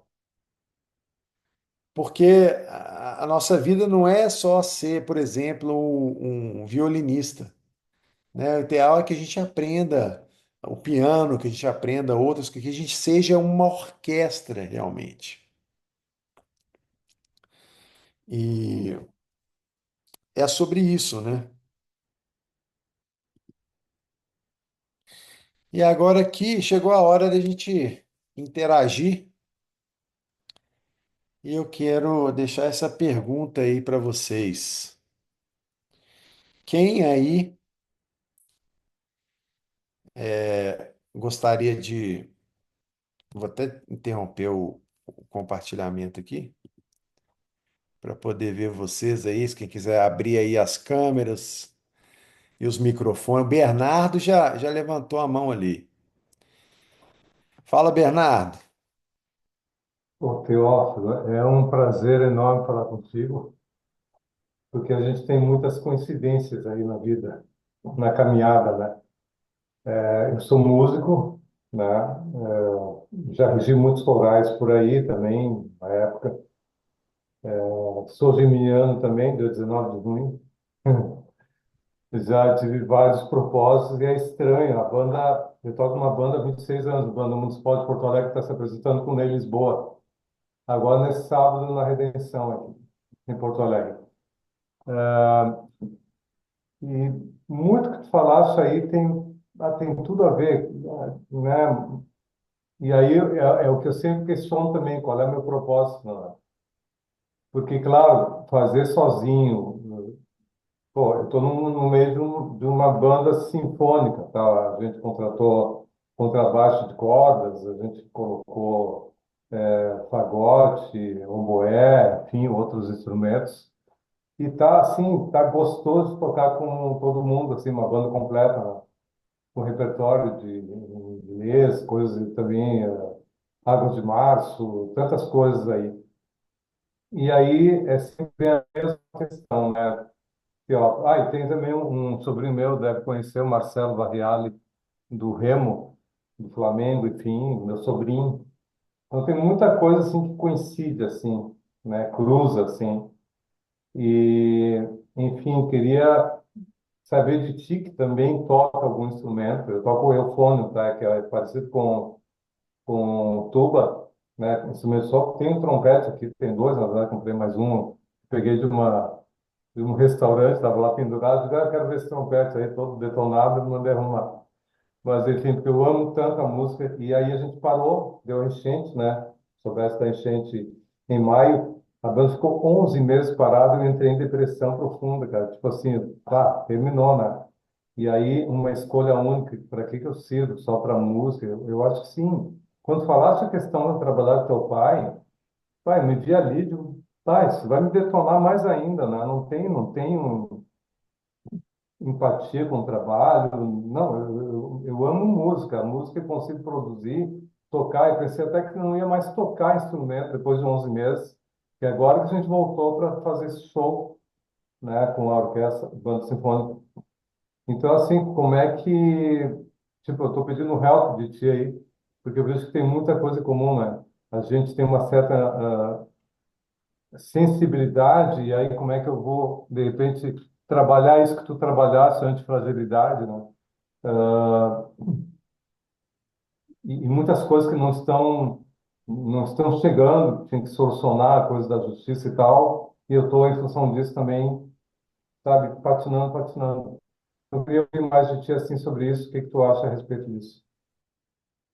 Bom, bacana demais. Eu primeiro te agradecer, né, Bernardo, por compartilhar aí as suas vivências, né? São riquíssimas também. E assim, a questão do propósito, ela é uma questão muito individual, né? Então, assim, não tem como eu eu falar para você, ah, Bernardo, seu propósito deve ser isso ou aquilo. Mas uma coisa que me passa pela cabeça é o seguinte: é, as coisas só começaram a se abrir mais para mim quando eu baixei a minha guarda. E eu comecei a me conectar mais com outras pessoas. Então eu não sei como que é a sua rotina, se você mora sozinho, se você tem família, se você tem... Como que é? Mesma coisa. É, eu moro sozinho e, e eu tenho uma dificuldade enorme assim, de conectar. Quer dizer, eu tenho um monte de irmãos, nós somos 10 na família, sou o sétimo. E aí a dificuldade de conexão, realmente, que cada um, sabe, pô, a gente faz algumas coisas, a gente espera até o retorno, não tem, não ligam, enfim. É muito estranho isso. E aí eu me encontro justamente na música, porque ali eu consigo, com a linguagem musical, eu consigo, sabe, colocar, aí tu tem a síncope na partitura, eu dou mais ênfase, porque aquilo ali me faz um bem, sabe, uma coisa assim legal. Mas é essa dificuldade que eu tenho em relação a essa conexão, cooperação que tu falaste também, né? Superar, né? De uma coisa que a gente faz, não competitivo, não penso assim. Às vezes meu colega diz assim, ah, pô, Barreado, tu tá tocando muito forte. E eu disse, olha, é que o colega lá, né, que ele falasse competitivo, né? Ah, o colega lá do Clarone, ele está dizendo que eu não estou tocando. Então, eu estou tocando forte para dizer que eu estou tocando, para ele ver que realmente estou tocando, sabe? Então, tem umas coisas assim, e aí, bom, aí fica na minha, depois baixa, aquela dinâmica que tem um grande grupo cooperativo, né? A orquestra não funciona se não cooperar. E o mais legal da orquestra, já ilustrando que tu falaste tudo isso, é que tu tens, tu te torna assim, com pertencimento, porque o trabalho que tu faz com o teu instrumento vai agregar lá com os outros, ou com bateria, ou com contrabaixo de cordas ali, quando ele faz uma frase lá na composição, junto com o fagote, aí tu tem o resultado, e aquilo ali te dá uma êxtase, mesmo tu não tocando naquele trecho musical, mas aí nos demais aí tu toca. Então, isso tudo tem uma energia que ali vai, como tu disseste, tu vence. E a gente tem isso, eu sou assim também, sabe? Eu sou muito entusiasta quando acontecem essas coisas. Aí, bom, agora a gente voltou, parece que, sabe, muita coisa mudou de novo. Voltei a ser eu de novo, né? E com planos de fazer coisas, fazer cursos, coisa que eu não estava fazendo quando aconteceu isso da gente não tocar, né, por 11 meses. E aí, aquilo que tu disseste, pô, paraste de treinar e daqui a pouco tu volta a nadar, não, né? E eu fiquei até receoso de dizer, pai, eu não vou nem conseguir ler a partitura, fazer assim, colchê mais colchê, aquela coisa de linguagem musical, né? Tem que ligar aqui, sabe? De fazer uma fórmula para poder conseguir fazer. É, Então, mas é isso. assim, Sobre isso. eu diria assim, sabe, Bernardo, você começar a prestar atenção isso em você e você, por exemplo, lá na orquestra lá com o pessoal, será que assim a conexão da música é maravilhosa, né? Tocar junto, aquilo é demais. Mas e se a gente começar a expandir isso e você se conectar com aquelas pessoas também de uma forma diferente, sabe? Criar laços, se permitir criar laços ali, naquele ambiente. E uma vez que você consiga fazer isso, você começar a expandir isso, para você não ficar refém de um ambiente só. E você vai treinando ali que é mais fácil ali naquele ambiente que você já conhece, com aquelas pessoas que você toca junto ali, você tentar se conectar, né? E assim, eu acho que uma palavra importante disso tudo é a desdramatização.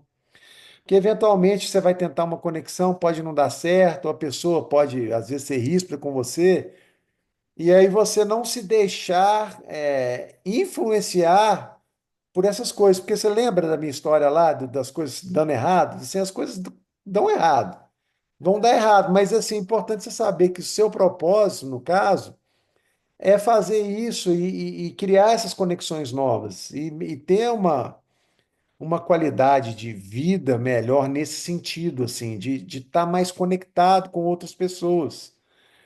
Porque o que eu descobri no meu propósito, na minha história de vida, é que o meu propósito ele tem a ver com essa conexão. Meu propósito tem a ver de estar aqui hoje com você, conversando, entendeu? Olha que coisa sensacional, né? Quando é que se eu tivesse ficado mais introspectivo, pensando lá, pô, meu pai me sacaneou, meu pai não me valorizava, não gostava de mim, pô, que hoje eu não sei nem se eu estaria aqui. Mas quando eu me permiti me desarmar, né, e realmente entender que a coisa da conexão, do propósito, da cooperação, é o que é sustentável, autossustentável. Por exemplo, no esporte, quantos atletas, inclusive eu, né, eu sou o primeiro aqui a levantar o dedo, que quando parou a carreira de atleta teve problema, quase morreu, ou entrou em alcoolismo, ou em droga, um Uhum. monte. Eu estou para dizer que a maioria, até o Michael Phelps, que é o maior atleta de todos os tempos, teve problema com isso. Por quê? Porque é isso, é um negócio do ego e é coisa da retração, de não se conectar. Então, assim, cada vez mais eu vejo isso. Assim, a minha qualidade de vida melhorou muito depois que eu entendi isso. E que eu comecei a genuinamente querer me conectar com todo tipo de pessoa, sem restrição.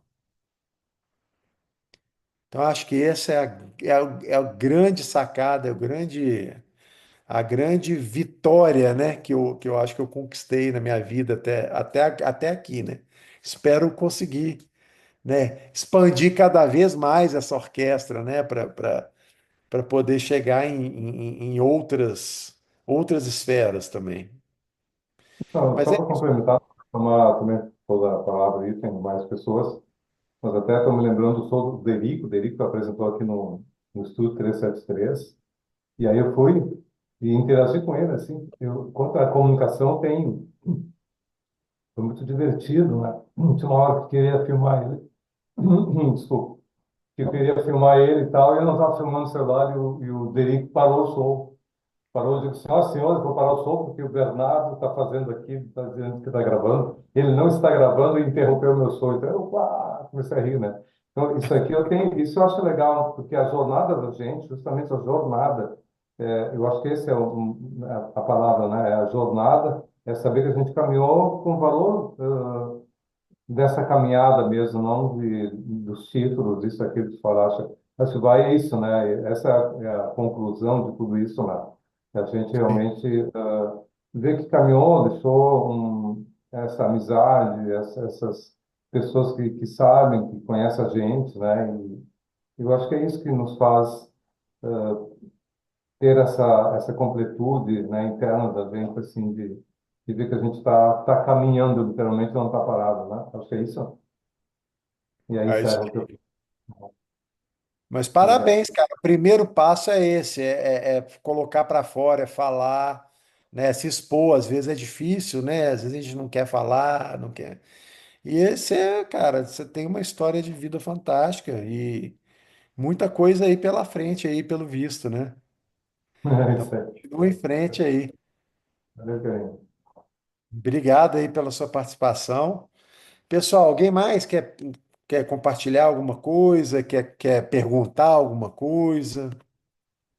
Eu gostaria, Teófilo. Meu nome é Sávia, né?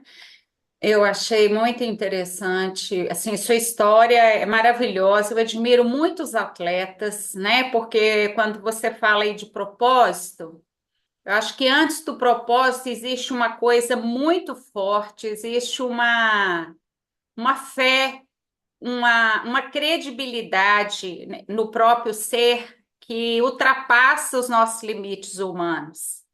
O atleta tem isso, porque quando ele começa, ele não sabe nem o que é que ele vai ser, mas ele acredita, sabe? Ele acredita que vai dar certo e que ele vai, e está disposto a dar o máximo de si, né? Isso que você colocou, a questão, né? Eu formei em nutrição em 1990. Em 2004, eu larguei tudo e fui fazer cursinho para fazer medicina. Consegui passar no FMG. Eu estudei em duas federais reconhecidas no país, que foi a Universidade Federal de Viçosa e a Universidade Federal de Minas Gerais. E formei em 2009. e acompanhei a turma, né? Aproveitei as folgas de carga horária que eu tive, que fui dispensada porque eu tinha uma filha de 11 anos quando eu entrei, né? Mas formei, resolvi trabalhar no sistema público devido a uma doença que eu tenho incapacitante, que eu fiz o diagnóstico durante o curso, e me aposentei em 2020 por invalidez. 2020 eu parei de trabalhar, 2021 eu aposentei por invalidez por causa dessa doença, sabe? E assim, então, foi uma vida de propósito assim, semelhante ao seu esforço de atleta, né? De acreditar que é possível e que eu vou dar o melhor de mim, o que tiver de ser, será. E então, assim, a aposentadoria veio como a sua cirurgia do braço, que você não pôde nadar mais, sabe? Então, assim, realmente é um baque, mas essa trajetória toda, né, principalmente como nutricionista, eu comecei a trabalhar e é uma mão de obra não qualificada que a gente trabalha. Então, você tem que formar todo um corpo de conhecimento para eles e a mentalidade de que o troféu é de todo mundo. Nós não podemos aqui ser melhor um que o outro, nós temos que ser todos bons, todos têm que dar o melhor de si, porque isso é amor. O verdadeiro amor, ele, ele entende que nenhum de nós é tão bom quanto todos nós juntos, né? Você percebeu que a sua experiência em grupo, ela multiplica, né? E sozinho, a gente não tem esse resultado que o grupo tem, que são outras coisas de valor que, que quando você vê, a gente faz coisas impossíveis, às vezes, que sozinha a gente não faria, né? Fora essa satisfação, essa alegria de poder compartilhar com todo mundo, né? Então, eu achei essas coisas são muito marcantes na sua história e isso é muito bacana, né? Acho que é um exemplo muito bacana, principalmente assim, para a maioria das pessoas que são idosos e está tentando um empreendimento, né? Assim, vem as modificações do corpo, né? A gente é mais sensível, exige mais cuidado, é um grande desafio para um idoso ser empresário, né? E uma coisa também, para finalizar, que eu queria comentar, porque você falou assim, há muitos atletas engordam muito quando para, né? Porque eles estão acostumados a comer muito e gastar muito, e de repente continua comendo e não gasta. A questão que você falou dos vícios, porque a competição faz seu cérebro liberar dopamina. Dopamina é o hormônio da ação, da motivação. Aí você faz o esporte que jorra serotonina no seu sangue e com o mérito você tem serotonina à vontade e de repente você para com essa descarga, aí você entra em depressão porque falta dopamina, falta serotonina, aí você vai atrás da droga. A medicina é a mesma coisa. O médico, homem, ele vive em média 10 anos a menos do que os homens da sociedade. As mulheres médicas vivem 30 anos a menos que as mulheres da sociedade, em média, entendeu? Então, assim, porque o workaholic libera tanta dopamina, o prazer de você curar uma pessoa, ajudá-la a melhorar a qualidade de vida, ser mais feliz, libera tanta dopamina, a satisfação libera tanta serotonina, que aquilo é um vício igual droga. Parece que é cocaína o trabalho, sabe? Quando você olha, você só está trabalhando e estudando, você não faz mais nada, É. Tem que ter um né? equilíbrio em tudo, né, Sávio? Mas essas Sim, suas palavras foram muito sábias, assim, e obrigado aí também por compartilhar aí uma parte aí da sua história, né? é, Mas eu entendi isso, sabe? É muito interessante, assim. Não adianta nada eu cruzar a linha de chegada, né? Assim, sozinho. Né? Hoje exato. eu vejo assim, o negócio é quantas pessoas eu consigo trazer comigo junto da linha de chegada, entendeu? Sim, É exato. uma é bem diferente assim a visão, né? Então assim a É. minha cabeça abriu para essa perspectiva nova. Uhum. E você falou um negócio dos hormônios e é interessante porque Obviamente que tem que ser equilibrado, mas é isso que você falou, uma coisa que eu estudei também, que eu aprendi que eu não sabia, né? Que é uma das coisas do poder da cooperação, né? Quando a gente Uhum. impacta uma pessoa positivamente, a gente ajuda uma pessoa, a gente Uhum. percebe realmente que fez aquilo, isso gera essa mesma descarga, né, de hormônios, igual você falou. Serotonina, o hormônio do, né, que te dá o quê? Prazer, bem-estar, né? E aí eu É, fico perguntando assim, às vezes, o que que está faltando para a gente aprender a cooperar uns com os outros, né? Se até essa recompensa fisiológica a gente tem, né? E da mesma forma que no esporte, né? Não adianta treinar 15 mil metros igual eu fiz também, que o esporte de alta performance não é saudável, né? Então uhum, hoje eu tenho aqui todos os meus boletos aqui que eu estou pagando aqui, né? Regularmente em função dos excessos que o esporte de alta performance exige, né? é, Mas da mesma forma que não dá para se eu for fazer ginástica uma vez por semana, eu não vou ter resultado, cooperar também uma vez por semana não adianta, né? Então é, são ações que têm que ser feitas de forma recorrente e equilibrada, né? Porque igual você falou, porque faz demais também, e aí gera um outro problema, né? Então, eu acho que o grande segredo é essa questão do equilíbrio, né? é, e ser um esforço constante, diário, né? Porque eu entendo assim que Deus é o alento divino que se manifesta para que a matéria seja, né? É, e eu entendo assim que esse alento ele nos é dado o tempo todo. Então, mesmo que existe uma encruzilhada, né? Você tem que dar o melhor de si, porque a gente aprende a cada minuto da vida. Se a gente está aberto ao desafio, né?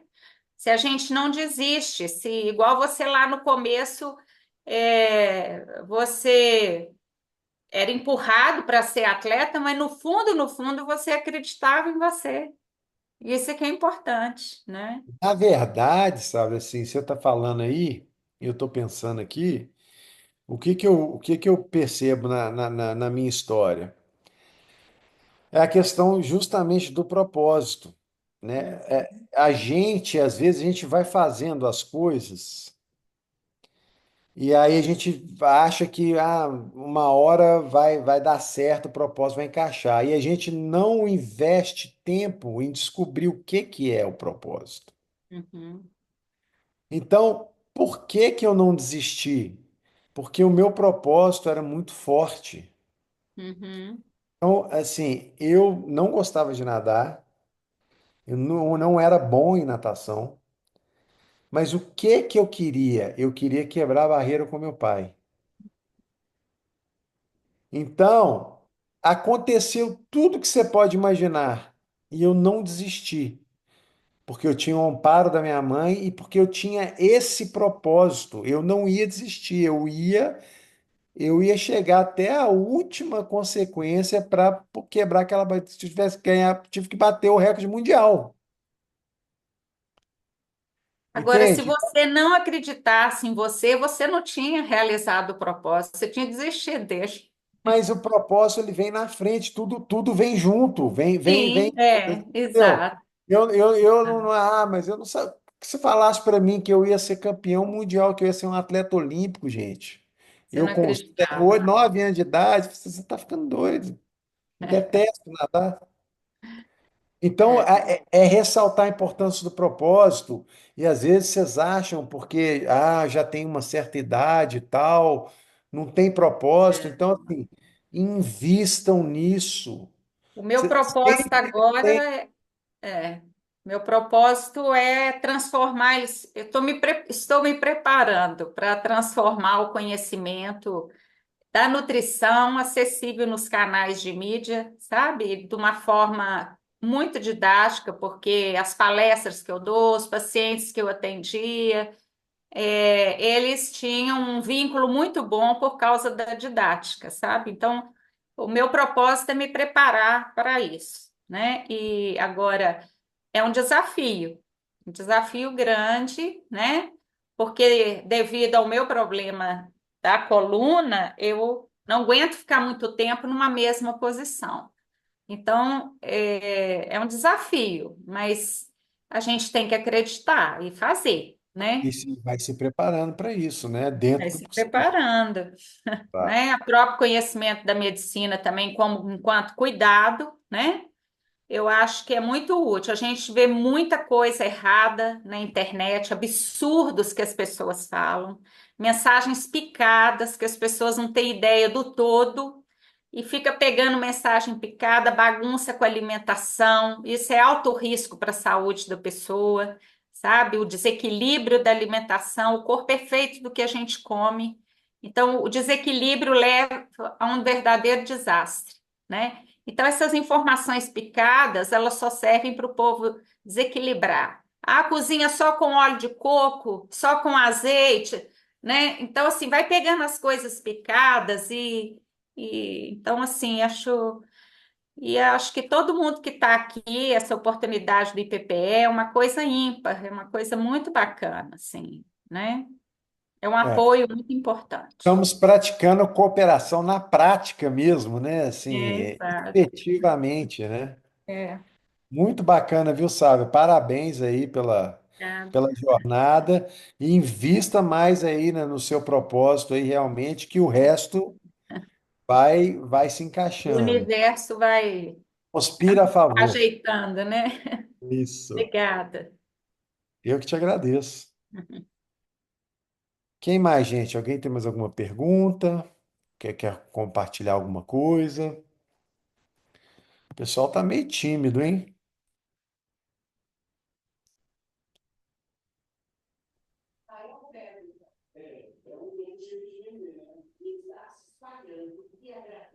Alguém abriu o microfone. Marília quer falar?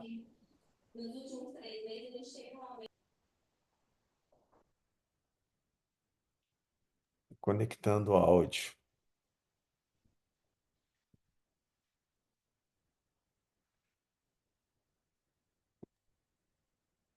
Theo, enquanto o pessoal vai pensando aí, né? Que tal a gente tirar uma foto, né? Também para registrar esse momento. Acho que é muito Vamos valioso para fazer. nós aqui do PPE, para todos. Então, aproveitando o momento quando vocês vão pensando aí, pessoal, quem puder abrir a câmera, né? Para a gente estar registrando esse momento, é muito valioso para nós aqui do PPE.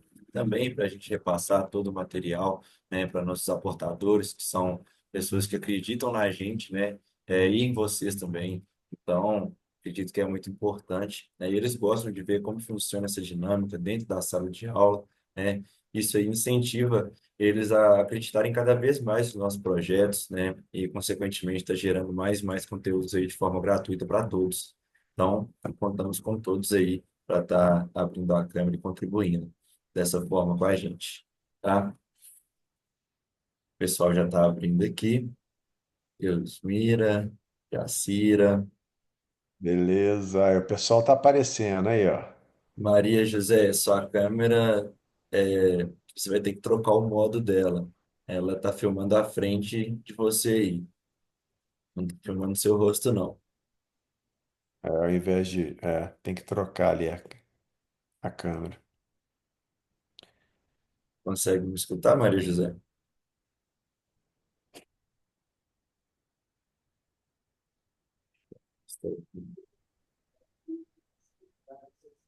Pessoal, vamos abrir a câmera só para tirar uma foto aí de todo mundo. Como o Ítalo falou, é importante para nós estar aí mostrando, né, para os nossos aportadores e para nós que estamos aqui nesse momento, né, aprendendo aí um pouco com o Teófilo, né? O Theo tem uma história maravilhosa, inspiradora mesmo para todos nós, né? O Theo vencendo todos os desafios, né?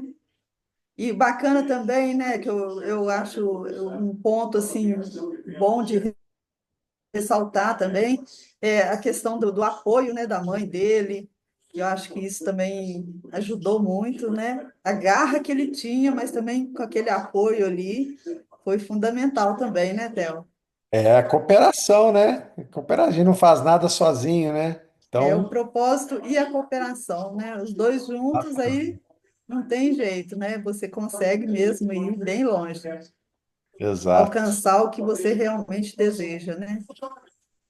Essa vida é boa demais. Isso aí. Pessoal, então vamos registrar o momento, né? Quando eu falar já, a gente tira essa selfie aí, né? E então vamos lá. Um, dois, três e já. Isso aí, pessoal.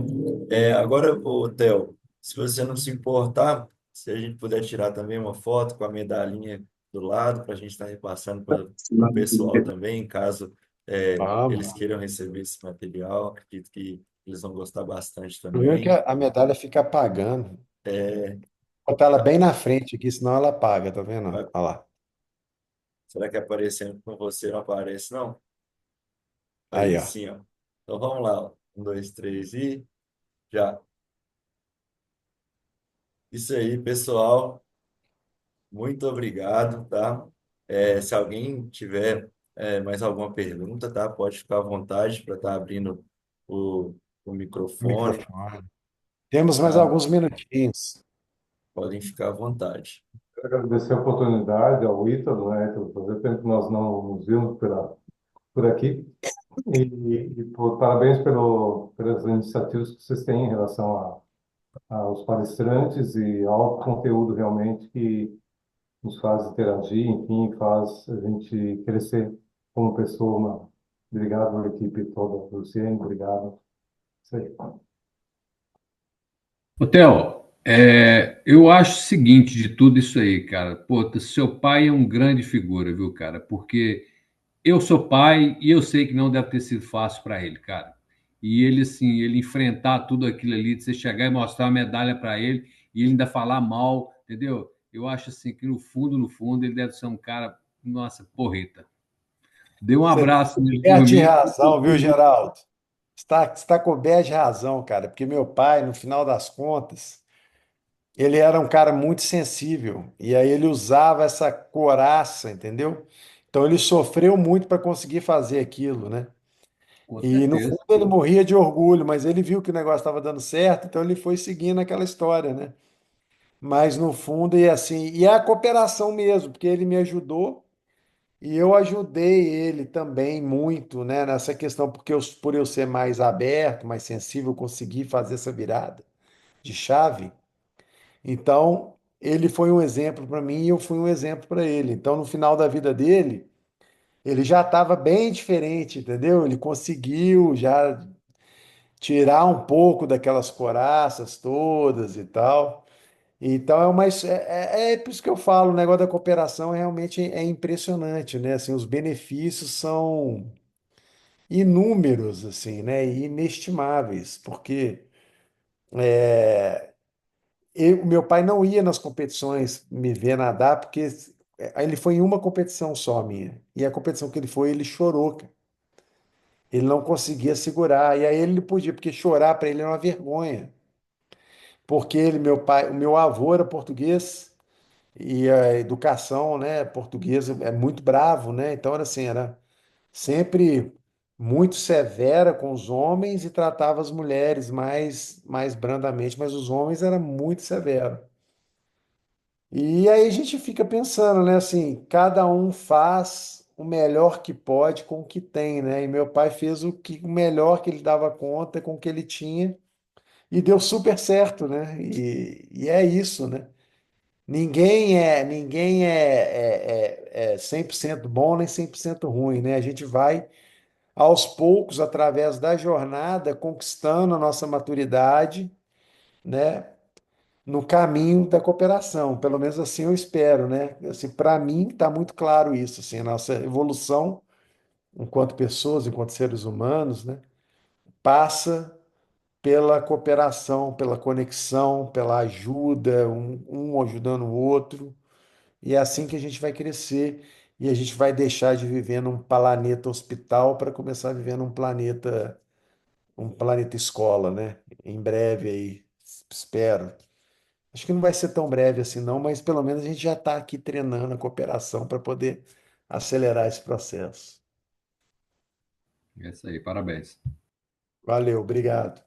Ô, Léo, Fel, eu costumo dizer para minha filha que quando ela era criança, o pai dela também era muito difícil, e aí chegava cansado do trabalho, ele tinha apneia do sono grave, e nem sabia que tinha, custou a acordar, né, para avaliar. Então ele chegava querendo dormir, muito cansado, e ela querendo atenção. E eu conversava com ela sempre, fazia igual sua mãe, né? Aí um dia eu virei para ela e falei, ô filha, papai está cansado. Fim de semana que ele estiver descansado, você senta no colo dele, abraça ele, para você ensinar ele a ser o papai que você gostaria, porque você vê o vovô hoje todo carinhoso, dá colo, deixa abraçar e beijar. A gente aqui ensinou ele não sabia aceitar essas coisas. Aí ela deitou na cama e falou assim: Papai do céu me deu um pai e uma mãe muito difícil. Eu levei um choque. Mas eu falo para ela hoje, minha filha, a vida, Deus, esse alento divino, eles não colocam as dificuldades à toa no nosso caminho, é para você desenvolver habilidades, né? Exato. E as habilidades que você tem e precisa manifestar, elas são colocadas para você como desafio, né? É isso aí. Perfeito. Belíssimo exemplo. É. Hoje ela tem 31 anos, é arquiteta, mora na Alemanha, trabalha lá como arquiteta, né? Tá vendo? Deu certo o seu trabalho aí. Deu certo. Então, os dois são difíceis, igual você falou, é difícil, mas ajuda, né? É uma cooperação em equipe. Exatamente. É um belíssimo exemplo, né, do Theo para nós, né? Nessa palestra aí. Eu já conhecia a história dele, eu tenho o livro dele autografado, já li uma vez, duas vezes, já emprestei para muitas pessoas e recomendo também para vocês que ainda não conhecem o livro dele, né? Contando toda essa. Tem vários outros detalhes, né, que ele não colocou aqui na palestra também, e Mostra o realmente, livro aí para assim, nós. tem um livro aí, o João deve ter, né? João, tá fácil aí? Pegar um livro dele. Pessoal, se vocês quiserem, né, pelo Instagram, né, o meu Instagram é @tel.laborne, só botar um pontinho assim. Ah lá, o livro é o Tudo ou Nada e o que você tem a ver com isso, ali o João tá mostrando. Se vocês quiserem depois lá seguir o Instagram, a gente tá sempre ali transbordando cooperação, né, pelo Instagram. E aí tem o direct, né? Se alguém quiser adquirir o livro também, quiser mandar uma mensagem, a gente interage lá pelo direct, pelas mensagens lá do Instagram. E vai ser um prazer enorme ter vocês com a gente lá no Instagram também, tá? Estão todos convidadíssimos. Obrigado, viu, Theo, por esses momentos aqui enriquecedores. É, o IPPE, pessoal, nós trazemos aí sempre esse, né, o conhecimento para vocês, através do conhecimento, para incentivar também vocês na vida de vocês, como empreendedores, ou na vida pessoal também, né? E então convido vocês também a estarem entrando nas nossas páginas lá do Instagram, do IPPE. As nossas palestras todas ficam gravadas. Vocês podem acessar também o canal do IPPE no YouTube, tá? E rever essa e outras palestras, tá? Então, muito obrigada aí pela presença de todos. Obrigada, Theo, mais uma vez. Obrigada, João. Eu que agradeço pela oportunidade. É sempre maravilhoso estar aqui com vocês. Muito obrigado aí pela oportunidade. Um abraço a todos. Obrigada, muito obrigada. E aí, Theo, Boa muito noite. obrigado. João, muito Obrigada. obrigado Boa também. noite. Obrigada. Pessoal, muito obrigado pela presença Silvia de todos, Alexandre? né? Não, você não Para falou a obrigado. gente finalizar, queria desejar a todos aí um ótimo final de noite, né? Um bom descanso, um excelente final de semana que está Valeu. por vir também, né? Apesar de amanhã ser ainda sexta. E é isso. Fiquem com Deus. Contamos com todos vocês aí para nossas próximas programações. Tem muita coisa boa para Obrigada. vocês aí. Então, Isso. até a próxima. Ai, até. Não, Tchau, tchau, obrigado. pessoal. Vou estar encerrando aqui, tá?